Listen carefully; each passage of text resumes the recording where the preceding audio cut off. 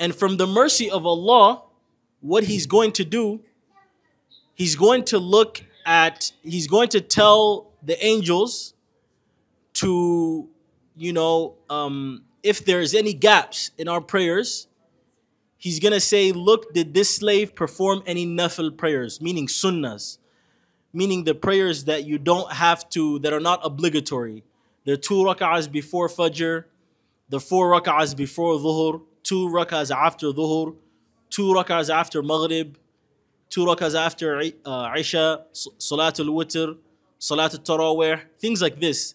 These are called nafil prayers because they're not mandatory. But if you complete them, you still get reward. So on the Day of Judgment, Allah, out of His mercy, is going to look and He's going to fill in the gaps of our prayers with these nafil prayers. So because of that, I advise myself first and you as well. Let us try our best to make our 5 daily prayers every day and on time. Allah doesn't like someone who delays when it comes to salah. He doesn't want you praying Fajr when the sun has already risen.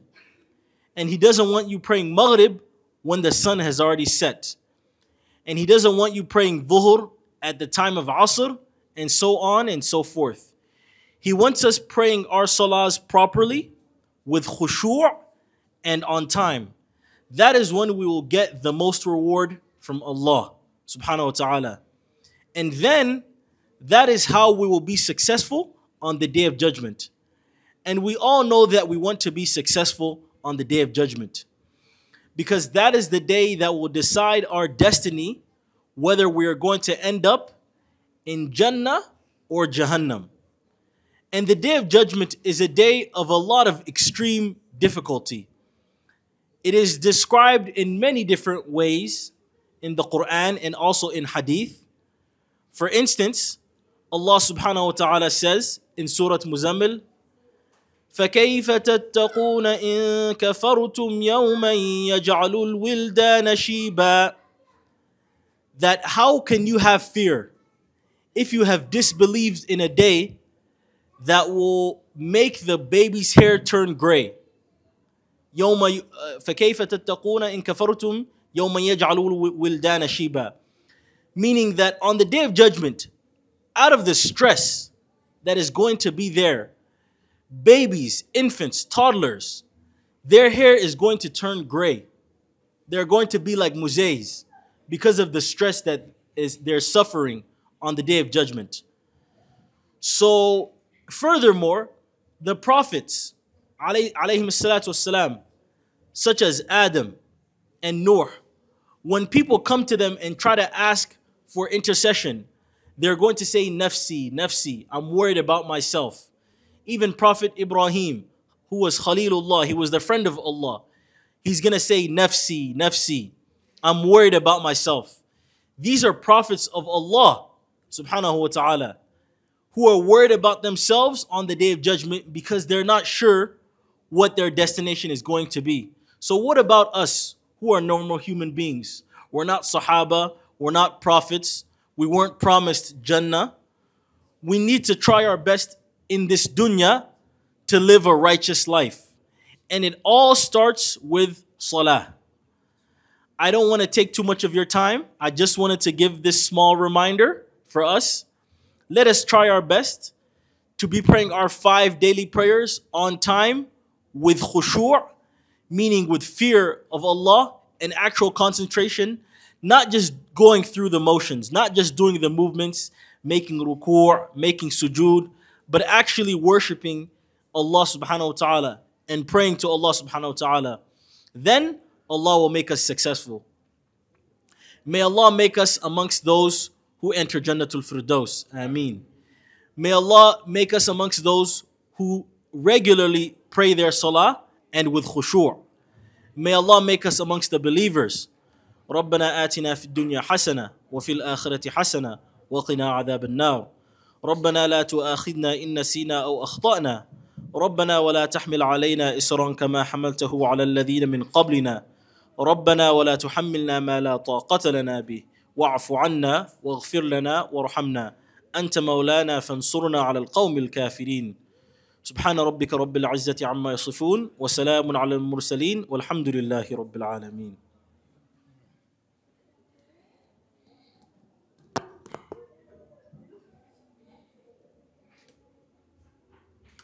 Now, Alhamdulillah, that's my friend Sheikh Shafiq. He has come to visit me. Yeah, and I asked him to at least to come and give us some words, and he did. So I would request to let him go because he's going far away in town. He's living in Houston, Texas. Houston is in Texas.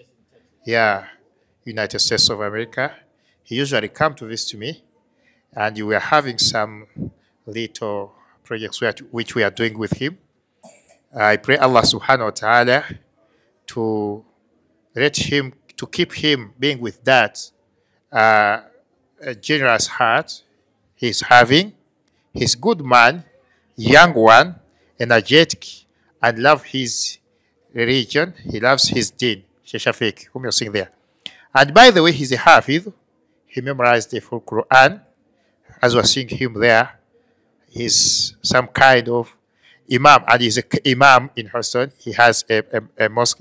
When I will go there, I will send you videos, and you see me leading the white people there, inshallah. Someday. Barakallahu fikum. I have my sheikh there in London, Sheikh Jamil. He never heard me speaking English. But I learned day by day, Sheikh Jamil.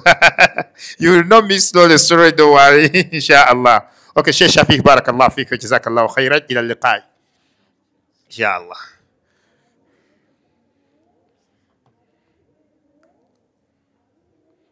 Yani Sulaiman jangu David wana bozumo baba wulira. Naam. Alhamdulillahi rabbil alamin. Wala aqibatu lil muttaqin. ولا عدوان إلا على الظالمين ثم الصلاة والسلام على أشرف الأنبياء والمرسلين وعلى آله وأصحابه وسلم أجمعين. أما بعد فأوصي نفسي وإياكم بتقوى الله عز وجل وراكبوه مراكبة من يعلم أنه يسمع ويرى وتزودوا من دنياكم لآخرتكم واعلموا فإن خير زاد التقوى فإن أصدق الحديث كتاب الله وخير الهدي هدي محمد صلى الله عليه وسلم وشر الأمور محدثاتها وكل محدثة بدعة وكل بدعة ضلالة وكل ضلالة في النار. Oluvannyuma lw'okwebaza Allah, olwaleero njagala tuddeyo ku drawing board. Kyenziza okwogerako nze nammwe n'okubajjukiza kyekigenda okututaasa okutuuka mu maaso ga Allah subhanahu wa ta'ala nga mission kyeki mu Luganda ekigendererwa omupango ng'omupango ogwatuteekesa ku nsi nze naawe tutuuke mu maaso ga Allah nga tugutuukiriza.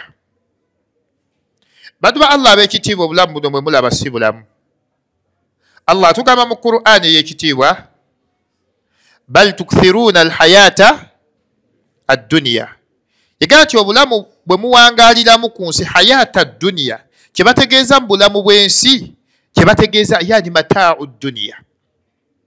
Bategeezaamu ebintu eby'obwagazi omuntu omutima gwo byonna bye gwagala okuwangaala nabyo ku nsi kuno. Allah yagamba nti bal tukthiruna alhayata ad-dunya, yagamba nti obulamu bw'oku nsi kuno mubuyitirizza nnyo n'okusinga obwakhira.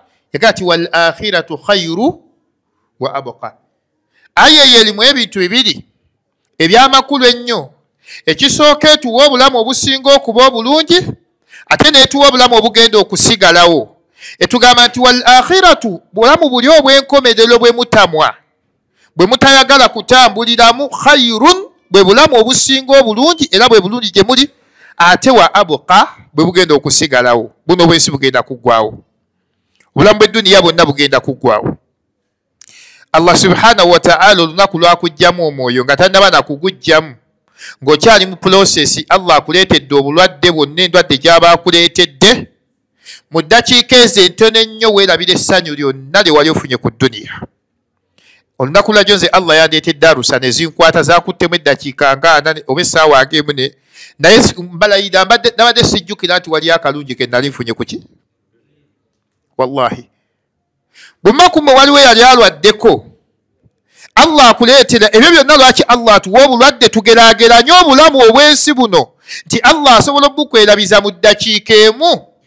Allah gy'akuwa akisidenti okugulu ne kutukamu ebitundu 3 bagenda okuyoolayola okutwala mu ddwaliro okuyunga obulumi bw'obeerako nga tojjukirayo nti wali olidde ku kiwoma mu nsi oba mu nsi muliwo akalungi ke wali okoze ki ke wali ofunye. Tolaba nti obulamu obwensi temuli. Allah kyagala nti bal tukthiruna alhayata addunya wal akhiratu khayru wa abqa. Kabaweyo hadithi emu ku nsonga eyo nga tetunnagenda kukiddako. Bemasabira ya Abu Musa al-Ashari oba Abi Huraira ne ndoza Abu Musa al-Ashari radiyallahu anhu yagamba nti nno olunaku lumu yagati dhahaba Rasulullahi sallallahu ila suqi. Omubaka sallallahu alayhi wa sallam yagenda mu katale n'ayingirira fi ba'dhi nahiyatihi al-a'la n'akayita waggulu waako mu north mu mpuye za waggulu n'ayingira mu katale munda. Omubaka sallallahu alayhi wa sallama hadithi eno njagala ogiteekeko amatuugo n'ebirowoozo byo n'okugeraageranya okutuufu bw'oba osobola okugeraageranya ng'olimu akati Allah subhanahu wa ta'ala. Nabagambe njagala tuddeyo ku drawing board tumanye nti Allah subhanahu wa ta'ala lwaki yatuleetera ekitabo n'atuleetera n'omubaka sallallahu alayhi wa sallama. Allah golowooza lwaki Allah subhanahu wa ta'ala yatuwa Qur'ani byonna nga twabirina obulamu tubuyina twalina embeera zaffe zetutambula mu dduniya naye Allah subhanahu wa ta'ala fa anzala ilayna alkitab n'atusindikira ekitabo kye yassa wa huwa alqur'ani alkarimu naam wa arsala ilayna rasula n'atutumira n'omubaka sallallahu alayhi wa sallama wa amarana n'atulagira Allah subhanahu wa ta'ala okubeera nga tukwata ekitabo kiri ne tubeera nga tukigoberera ne tugoberera n'omubaka sallallahu alayhi wa sallama. Era Allah n'asinzira ku bintu ebyo ebibiri nga bye bisalawo ogenda kubeera shaqiyun aw sa'idun. Ogenda kubeera mu bantu abagenda okuyingira ejjana oba ogenda kubeera mu bantu abagenda okuyingira omuliro. Omubaka sallallahu alayhi wa sallama bw'amala obulamu buno obwensi bw'ayingira mu katale ak'edduniya bw'ayingira mu katale ke yayingiramu ne basahaba. Nabbi sallallahu alayhi wa sallama yalina basahaba nga bamwetoolodde. Nabbi sallama n'asanga akalogoyi nga ashaqu mayit n'akasanga nga akalogoyi ako kalema kalina amatu gakutukako ate nga kafudde nga kato. Endogoyi tugikozesa ki? Kwebagala tugitikka ebintu byaffe tugirimisa tugyebagala. Akalogoyi ak'olunaku olumu osobola okukalimisa osobola okukatuulako. Katudulira Allah subhanahu wa ta'ala buli yenna ayina edduniya mwe musaagana edduniya. Nyina emirimu gye nabadde nkola ewa jjajja wa Imamu Bakari Muzeiroga nensangayo abazzukulu be ne bambuulira ne maama mukyala mukadde waali awo n'ambuulira ne bandaga waali sitoowa ne bagende ne sitoowa yatikkanga tuleraze mwanya ez'ebyana ezo 2. Bwe babadde boogera ku bigambo nga boogera ku byafaayo by'obusiraamu waliwo babadde babyogerako. Naam bayogedde ku bantu basatu bayogedde ku looga ne muganda we yali tabeera wano bamuyitaani oba alina Kamaali Amaani ne bayogera ne ku Kadala kati ne bayogera ne ku Katuumu naye nga looga yaleeta Katuumu abawalimu abasomesaawa ekatuumu basala amagezi ge bagendo okukola era ne bagamba nti yasombanga emmere okuva eno n'agitwala ekatuumu abalimu balye paka abasiraamu bwe banaalima emmere n'atuusa abalimu bakole ki basobole okufuna emmere. Naam ne bambulira obugagga bwe ne bagamba nti awo waalingawo emmwanyi ng'okkirira mu lusuku n'ovvuunuka ne bandaga nti ekyo ekyererezi kyonna kyolabaawo zaali nnyumba z'abakozi okwetolola bwe kuti naye ng'abantu bakeera buli ku makya ne bagenda nga gojja n'ogenda mu lusuku n'osena emmere n'otema emmere gy'oyagala ne weetikka n'ogenda n'omulala n'atema ne yeetikka n'agenda abamu gaabalemerangayo ne basanga nga bagitemyetemye ne balekaawo nga yatemye erimusinga obunene erimulemu okwetikka n'atuuka naga nti abakadde tebagenda mu lusuku mubatemere emmere mubawenga bakole ki.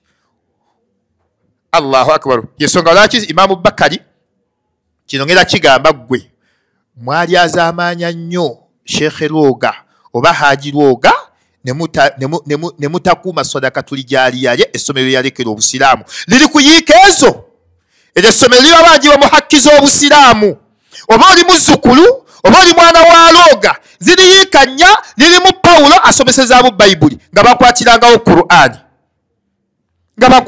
Qur'ani. Allahu akbar.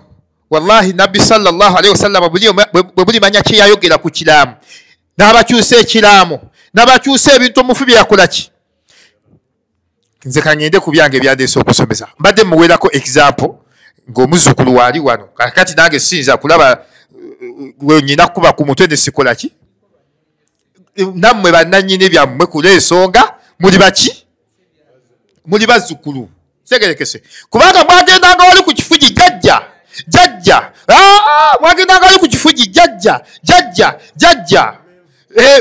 amenvu jjajja kino segerekese kale bwe muba temuyinako buyinza mukaabe mukubewo kelere wabeewo ekikola ki. Saze kuti nkulira fitina katugende muki kati akayogoya akato tosobola kebagala tosobola kukalimisa tosobola katika kintu kyonna. Nabbi sallallahu akasanga bakasudde ku kasasiro n'ayita basahaba bamwetoolodde n'akakwata bw'ati sallallahu alayhi wasallama n'akawanika n'abagamba nti nno ayyukum yuhibbu hadha bidirhami n'abagamba nti ku mwenna basahaba bange ani ayagala okugula akalogoyi kano akampeemu dirhamu egyo kale akampeemu edirhamu emu akampeemu omutwalo guki omutwalo ebiseera ebyo nga mungi dirhamu emu nga nnyingi Nabbi akasitudde kalema ate kaki kafudde gwe bwokira tekalina mugasi naye Nabbi akakutta abagamba nti banaye nkatunda ayyukum yuhibbu hadha bidirhami ani akampaamu omutwalo. Basahaba ne batunulira Nabbi waabwe ne mugaa ti ya Rasulallah la nuhibbuhu li shay'in tetukaagala yadde ok'obwereere ne bukakwata ati okatuwa kaki ne bukakwata ati okampa buwika kyava abaga ati nno atuhibbunahu lakum mwagala nkabawe waabwe muba temusobola kagula yadde olwataano atuhibbunahu lakum nkabawe buwi ne mugaa ati ya Rasulallah walau kana hayya bamugaa ati walau kana hayya ne bwe kandibadde kalamu tewali yandika tutali annahu ashak kubanga kaki kalema otuwakafu otugamba otuwakafu naye ne bwe kandibadde kalamu akalogoyi kaako n'obaako gw'okatodera wano wallahi tewali yandikakoze eki. Nabbi sallallahu alayhi wasallama kyava alayira n'abagaa ati nno walladhi nafsi biyadihi mbalayira Allah waniridde omwoyo gwange mu mikono gye la duniya ahwan edduniya eno gye mulaba ewewuka nnyo min hadha okusinga akalogoyi kano akafu ate nga kalema. Yagala ti singa bakuteerawo edduniya eno ne bagikuwa n'akalogoyi kano atutta akalogoyi kano aba afunyeemu okusinga atutte edduniya. Osobola okissa mbongo obwo wa illa ng'olina imaani wal yaqiini nga wategeera Allah subhanahu wa ta'ala nga wategeera ejjana n'omuliro ng'omanyi nti olunaku lugenda kutuuka oyabulira edduniya eno odde eri Allah subhanahu wa ta'ala wa tahtasibu ilayhi nga n'empeera zonna ozisuubira kuva eri ani. Yabagamba nti mbalayirira Allah eyantonda akalogoyi kano akafu kabeeyi okusinga ki okusinga edduniya. Allah kyagambye wali yagati bal tukthiruna alhayata addunya wal akhiratu khayru yagati edduniya gye mukuŋŋaanyize batwalidde ebiseera ebaganya okukola obusiraamu bwammwe ebaganya okuwa busiramu bwammwe obudde mutunulire olwaleero omuntu akaafuwala ku lwa politics ku lwa munnabyabufuzi gw'ayagala ennyo nagaa nti nno obusiramu buso wallahi oyo aba tasiramukanga oyo aba takola ki ng'owulira munnabyabufuzi akuli ku mutima ne bamwogerako ogamba ti nga n'amwogeddeko oyagala mukuba n'omuddiza omuddiza mwe muli muno temulimu bamusaayi gwa gundi obwo buba bubuyabuya na busiru na bugwagwa bw'olaba omuntu bw'atyo mu babuyabuya abasooka manya yakola ki Allahu akbar mwe mulowooza abantu abadde obutategeera bwabwe olowooza olina contribution yonna ku kintu kyonna ekigenda okubeerawo mu dunya wano kwani agenda kubeera kinani agenda kukola ki gwelowooza olina okwagalako n'okucaacalikako kubanga boogedde ku munnabyabufuzi wo kubanga boogedde ku muntu wo gw'oyagala ennyo oyo okusinga Allah gw'oyagala ennyo okusinga obubaka gw'oyagala ennyo okusinga obusiraamu mbuba boogeddeko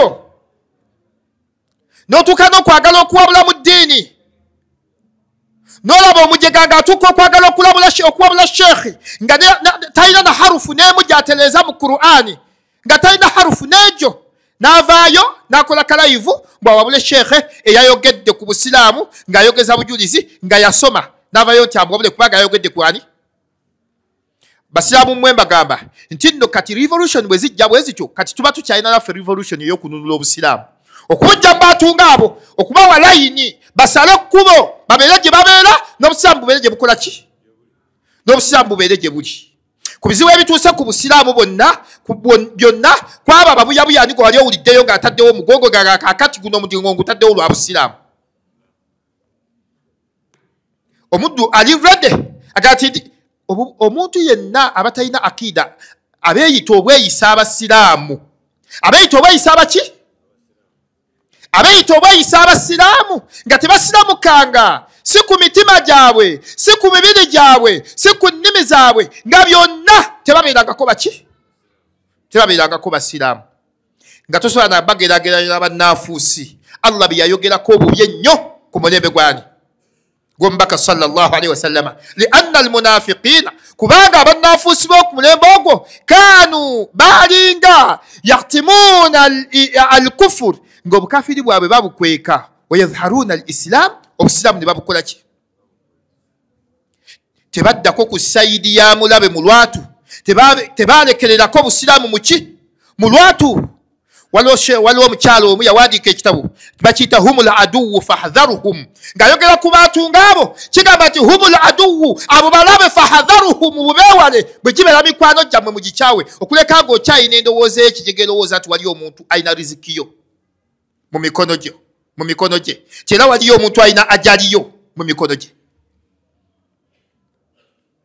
ne sheekhe nakyalina endowooza ti bwe naabyogerako abasiraamu bagenda kudduka mu mizikiti tebaba basiraamu wali obusiraamu asobola okudduka mu muzikiti olw'ebyobufuzi bwekubanga oyogedde ku byobufuzi gweosobola okukikola atudde wano bw'oba oli musiraamu osobola okukikola bal tukthiruna alhayata addunya walakhiratu khayru wa abqa Allah gati enkomerero ebya Allah bye mutayagala bye bisinga obulungi ate wa abqa bye bigenda okusigalawo secularism abantu bwe mutuuka ekiseera omuntu yenna atali mukkiriza atuuka ekiseera naggwamu essuubi ne Allah atuuka ekiseera nga la yaruda nga tasiima ng'alaba asobola okutegeerera Allah era atuuka ekiseera ng'alaba Allah yakola nsobi Allah okujjako okugulu gwe atakuyina tebangako nsobi Allah okujjamu eriisa atalina tebangako nsobi omwavu atalina sente Allah okukusuza ku sitwiti okukusuza ku kirago kyosulako tebangako nsobi ne gwe yawala ejirova tebangako ki wallahi tebangako nsobi buli omu Allah yamuteeka waajja lisababin ate ng'alina ensonga lwaki yamukola ki lwaki yamuteekawo Allah okutulondera bye tulina byonna ebwagazi bwe tulimu kakabeere kanyigo kalibeere essanyu takolagako ki liannahu qadirun ala kulli shay'in bw'oba olina okubusabusa ti Allah alina kyatasobola Allah alina obusobozi obwa buli ki obwa buli kintu Allah alina obusobozi obwa buli kintu wallahi awina tabaraka wa ta'ala. Okumanya Allah alina obusobozi obwa buli kintu. Akumye Palestine emyaka gyonna nga bajja ne bayera ekibuga kiramba. Golowooza ina abantu bameka bo bebatta ne batta ekidindi ne bajja ne bayera be bakubya amasasi be batemye greda nejja ennyumba ne bazikola ki tebaliwo.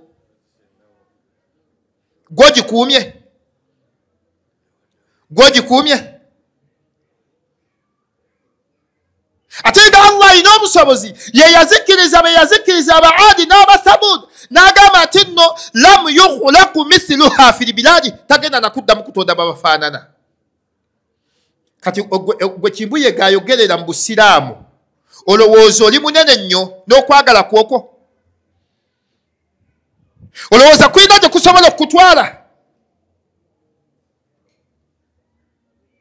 Basiraamu musiramuke. Abantu badda mu bashekhe ayogera asomesa Busiraamu oli n'avayonaga Sekagundi guwa ayogedde bino oba baleese AI kulwokuba ayinako eki kulwokuba naye ali gyali ayinako ekirevu kulwokuba yayitako mu alifu betese jimu hehe dali zali lwezwe. Naam olwokuba asoma yaka nastaki natuuka ng'alaba ayina eddala lisobola okukola ki?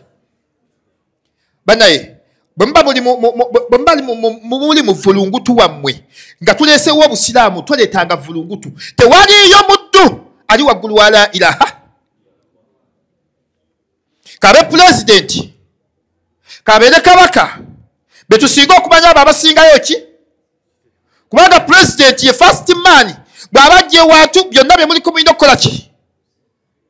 Kabaka naye first man muki? Mu ngeri ye kubanga temumulonda naye wallahi tebali waggulu wani? Tebali waggulu wa la ilaha illallah. Tebali waggulu wa Busiraamu. Oba tegerekeka Allah subhanahu wa ta'ala min anwa'i shiriki mu miteeko gya shiriki yakati wa minan nas ayegamba etya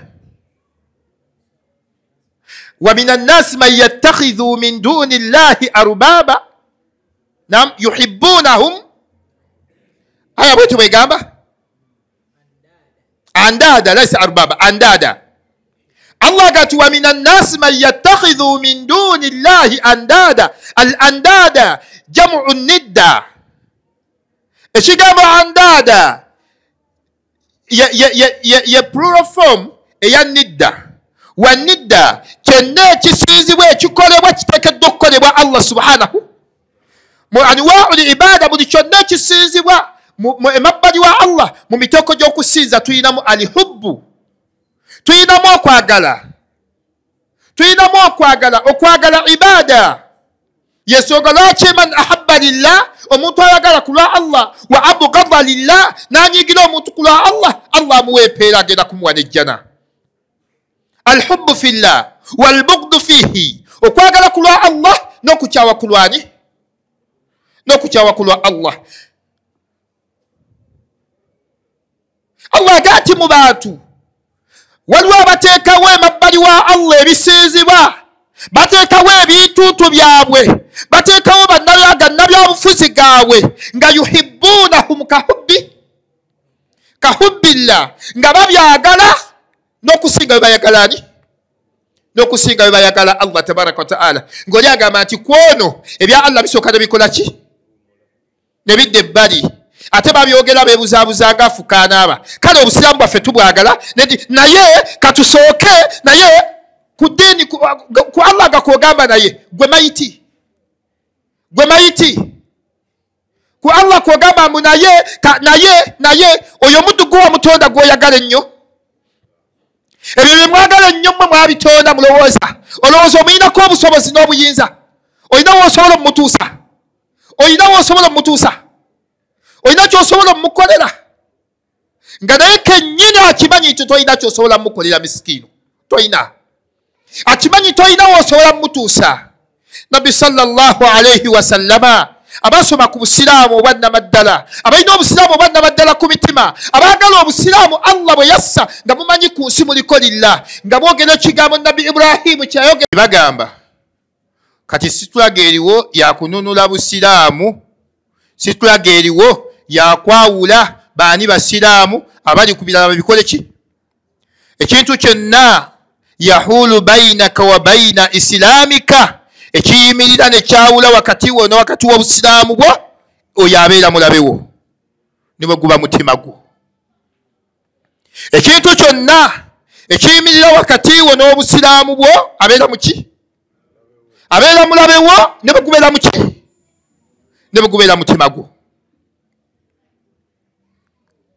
basahaba Allah subhanahu wa ta'ala bagamba nti nno radiyallahu anhum waradu anhu Allah bagamba nti nno radiyallahu anhum Allah yabasiima waradu anhu nabo ne basiimaani nabo ne basiima Allah beerekereza byonna bye musuubira nti balina okubyerekereza nga n'abamu bazadde baabwe baali bakulembeze ne babeerekereza bayawukana nabo ku lw'obuki ku lw'obusiraamu nkugamba muganda wange ali masikidi wano olwaleero toba mujega kutuuka ku ddaala eryo kubeerawo kintu kyonna kiyimirira wakati wo na busiraamu bwo wallahi olunaku lw'ogenda okubyawula lugenda kuba leeti ng'osaba Allah nti nno ay Allah nkusaba onzizeeyo la'alli a'malu saliha mimman taraktu ay Allah ogenda gati rabbi ruji'uni ay Allah nsaba onzizeeyo ku dduniya ay Allah nsaba onzizeeyo ku nsi la'alli a'malu saliha nkoleyo ku bintu emituufu emiteeketeeke mimman taraktu mu ebyo bye naleka nzireyo nkwagale nga bw'oteekedde okwagala kuteeke mu mutima nga bwe nteekedde okukola ki ffe tetuwa endosimenti mu busiraamu Allah subhanahu wa ta'ala ffe gwe tukola ki Allah subhanahu wa ta'ala newe tuwa however much nga twagala change etya ffe tugitwala waani Allah subhanahu wa ta'ala kirizagaana oyagala toyagala agenda kuwa ye kyalabe kikola ki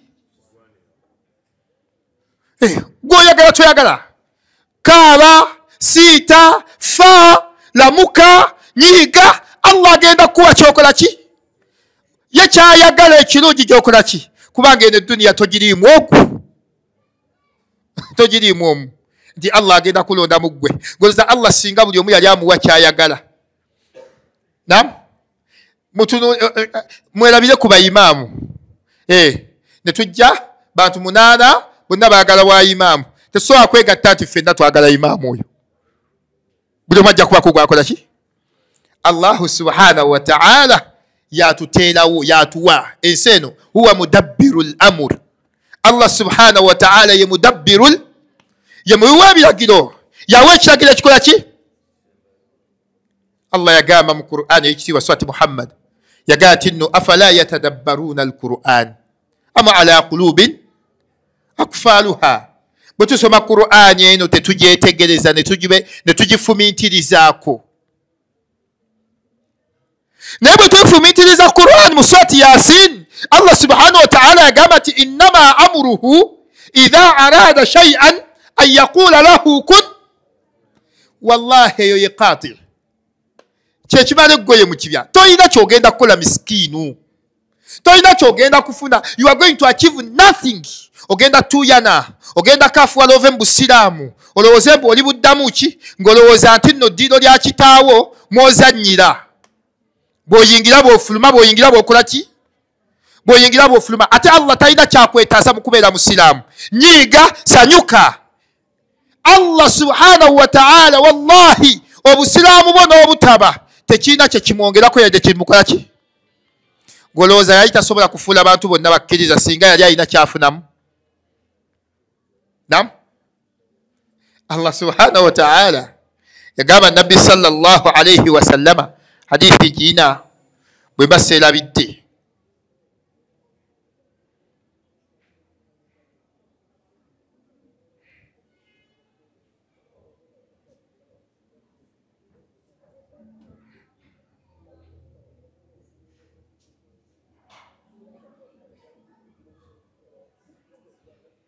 hadithi tujja gisoma olulala Allah subhanahu wa ta'ala singa ali ayagala ffenna tube basiraamu yandikoze ki ni Allah subhanahu wa ta'ala yagamba nti no inna khalaqna al-insana min nutfatil amshaj nabtalihi faj'alnahu sami'an basira inna hadaynahu sabila imma shakira wa imma kafura. Allah nakuwa khiyar, nakuwa welondelewo, osobola okwelonderawo ekkubo eddungi oba osobola okulondawo ekkubo ly'okutte lyonna. Naye nga gwe manya nti obusiraamu bwo si bwe bukwetaaga, gwe weetaaga obuki? Akida si yakwetaaga, gwe weetaaga ki? Gwe weetaaga akida. Ate bye tukola byonna birina enkomerero. Naye awo ku nkomerero ewali obuki? Obuzibu. Kubanga past kizibu okubizza, kizibu okudda mu past. Allah subhanahu wa ta'ala bw'amala okukujja mu bulamu buno obw'ensi, ebisigadde byonna ebyafaayo ogenda kubirabira, ogenda kusigala mu ki? Khizyun wa nidaama, ogenda kusigala mu biwoobe nakukola ki? Nakwejjusa.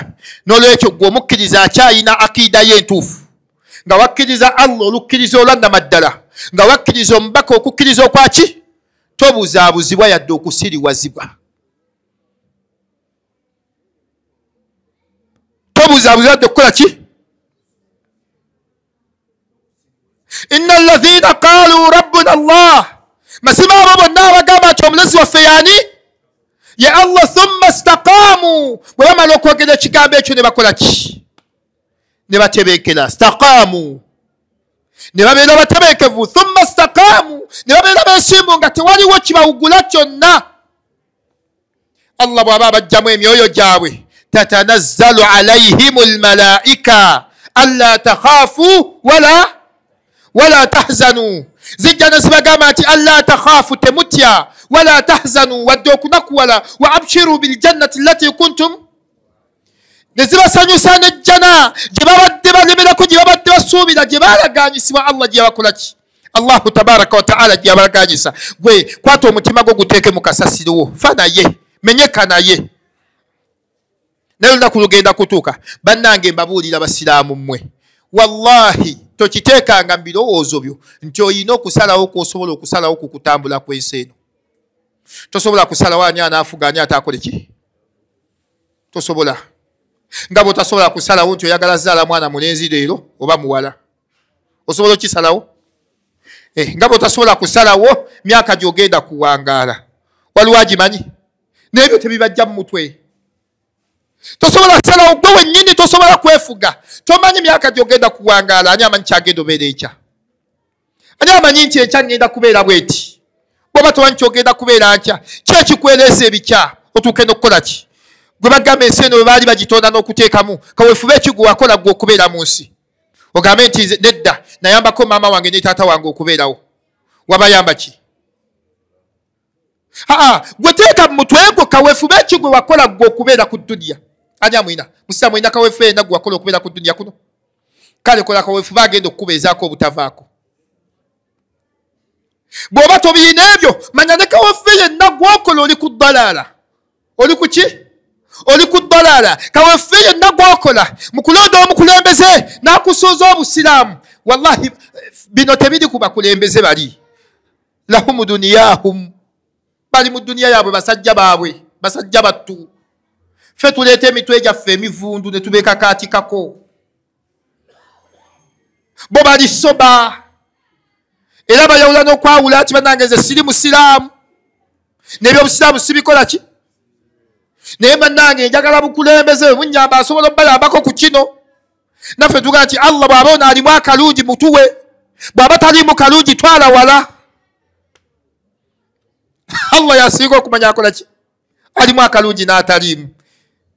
Allah yamanyi alimu akalungi n'atakola ki? Naye gwe Musa, Budala, Sulaimaani, weebaka ku buliri bwo n'omutwe gwo n'olowooza nti osobola okusalawo ku dduniya kuno ki ekigenda okubeera n'ekitagenda kubeera. Nogala nti kaweefubeewo yenna. Omubaka sallallahu alayhi wa sallama abatakkiriza Allah baali tebalowooza nti anaatuuka okufiira ku myaka gye yakola ki? Engeri gye baagezaako okumutta n'okuziyiza obusiraamu obutakola ki? Wallahi baali tebakikakasa era nga tebakisuubira kyagenda kukola ki? Kaweefube gwe baakola ki? Gwe baateekamu. wakadhalika obusiraamu buno ababulwanyisa bonna tebabusuubirangako kutuuka we buli kati.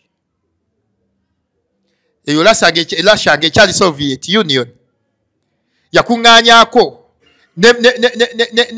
n'abalala bangi abakuŋŋaanya abasiraamu ne babookya ne babatta ne bakuŋŋaanya ne Qur'ani zonna nga treason okukusanga ng'olina kopi ya Qur'ani mu Soviet. Olwaleero ensi ezisinga ezekutula ku Soviet zonna nsi ki? Ensi isiraamu. Olwaleero lasha abantu beesinga okwagala okukolagana nabo beeraba nti balimu akalungi baki? Basiraamu. Naye abaana be bakawansi w'ebitanda ne bakwata Qur'ani nga buli musiraamu ali mu Russia omwana okuva ku myaka 17 12 kutuuka ku myaka 21 nga balina ki?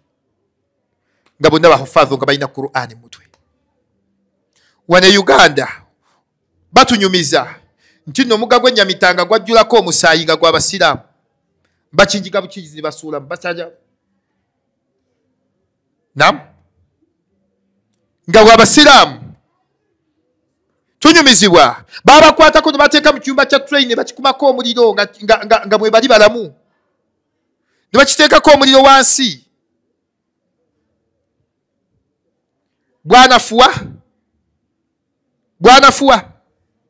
bwaggwawo ono Omumerika abadde wano temubuuzizza yandibabuulidde. Olwaleero eddiini kati esinga buli anoonya emirembe mu Amerika alina kuba muki?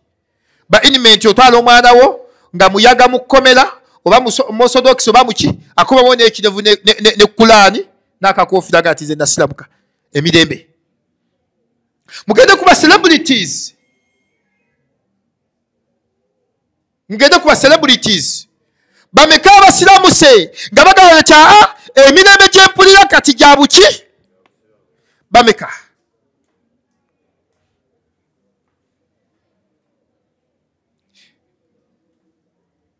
Ensi nnyingi olwaleero nga eddiini ekyasinza okukula mu nsi ezo buki? Busiraamu.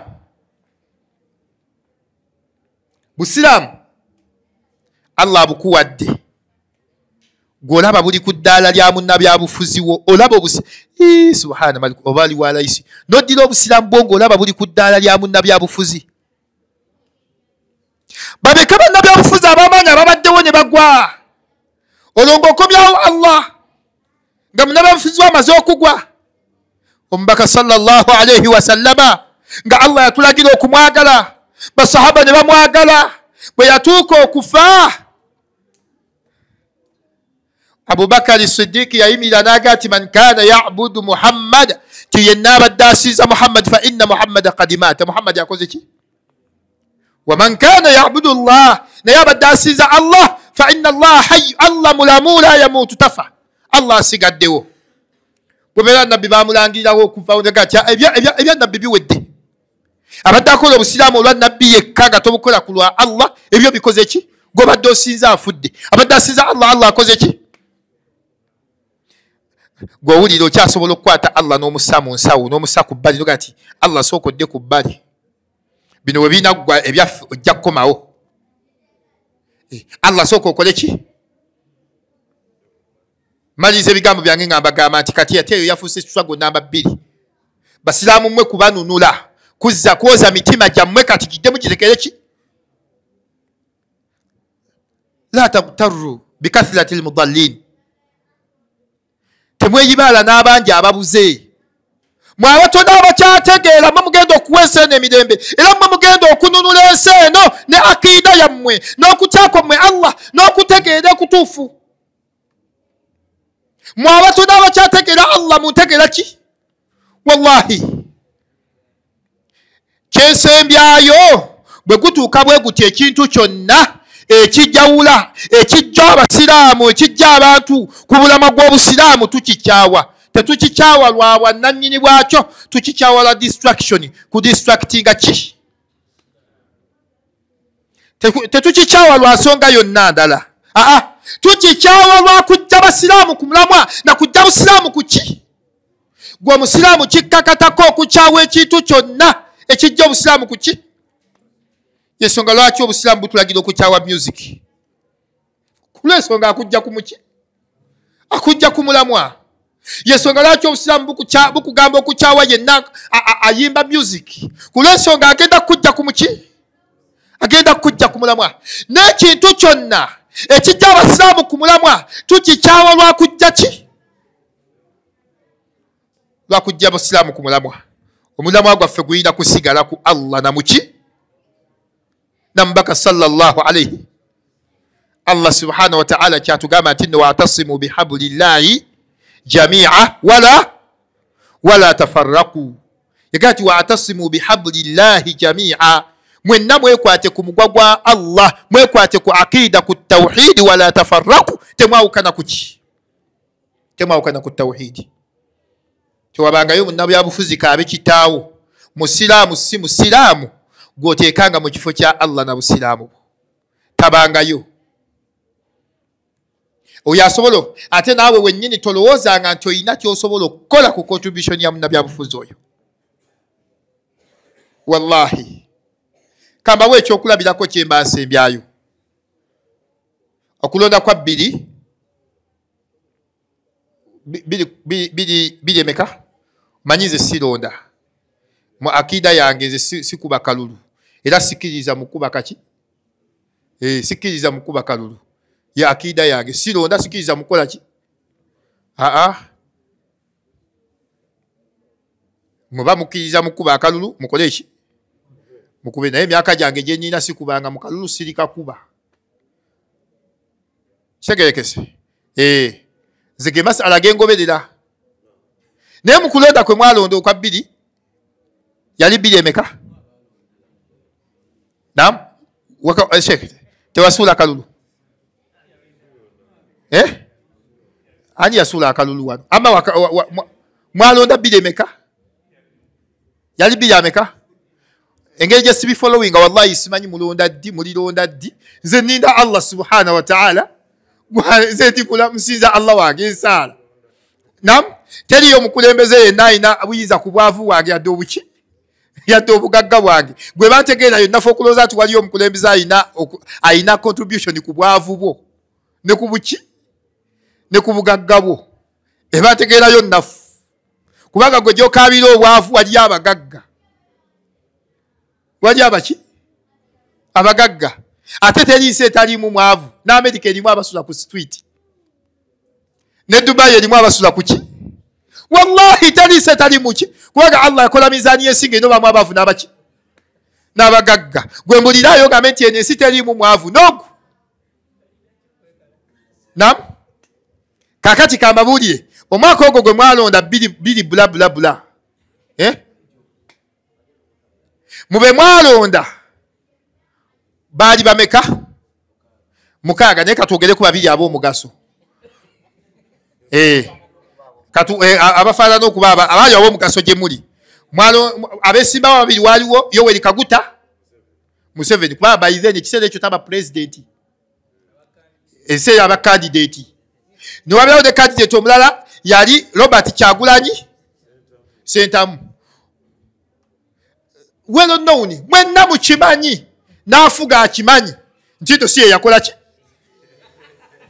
naye akimanyi nti si ye yawangula naye Allah gwe yateekawo yakola ki Allah gwe yayagala yakola ki mwenna mukimanyi nti naafuga si ye yakola ki ti si ye yawangula olwo si lutalo oyo Allah gwe yakola ki kakati gwe mugjeewo gwe mukole ki ekyo si mu bubi n'oli eyawangula era naye akimanyi nti yali ateekeddwa okukola ki naye amanyi nti biidhinillah kati tasobola kukola ki era naye waddayo asaba Katonda Allah ekifo kyange basajja baakitwala Katonda wange ekifo kyange abasajja baakola ki kimpe oba kinzirize kati olwo Allah subhanahu wa ta'ala bimu byabalaga ku maanyi ge nti nno toyinakyo waliwo by'otalina nga toyinakyo osobola kikola ki nga toyinakyo osobola kukikolera ebyo bikusuuza obusiramu bwo nga tebirina ntandikwa ku buvo bwo yadde obuki yadde obuddo bwo tebigenda kukuwajjana yadde omuki bisobola okukuwa omuliro naye tebigenda kukuwajjana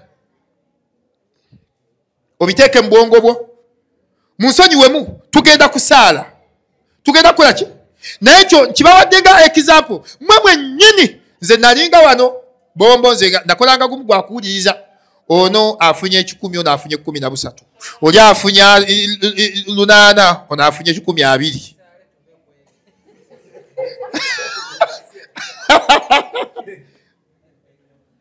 wallahi huwa mudabbirul amr omuwa ekiragiro yani musigale ku busiraamu bwammwe temuwunga temukola ki mubeerenga Allah bwatugamba ku nabi ti ma dalla sahibukum wama ghawa teyabulako yadde okukola ki yadde okuwungako nze mbabulidde mazima ayagala osigaza obusiraamu bwe busigaze ayagala obufiirwa bukole ki ayagala obufiirwa bufiirwe naye sitwago gye tulimu kati yakununula mwate kubaza mbuki mu busiraamu kitegerekese teri kikugaana kuba kalulu ko bw'oba gwe kyokkiririzaamu naye ng'oli mu buki era bw'oba okateekayo ng'ogaba bisimillah ayi Allah nkusaba gwempadde akole ki naye nga si maanyigo Sheikh amaanyigo tegasobola kujja muntu ku bukulembeze yadde okumukola ki yadde okumuteekako Allah yayina amaanyi ago subhanaka Allahumma bihamdika ashhadu an la ilaha illa anta astaghfiruka wa atubu ilaika assalamu alaikum wa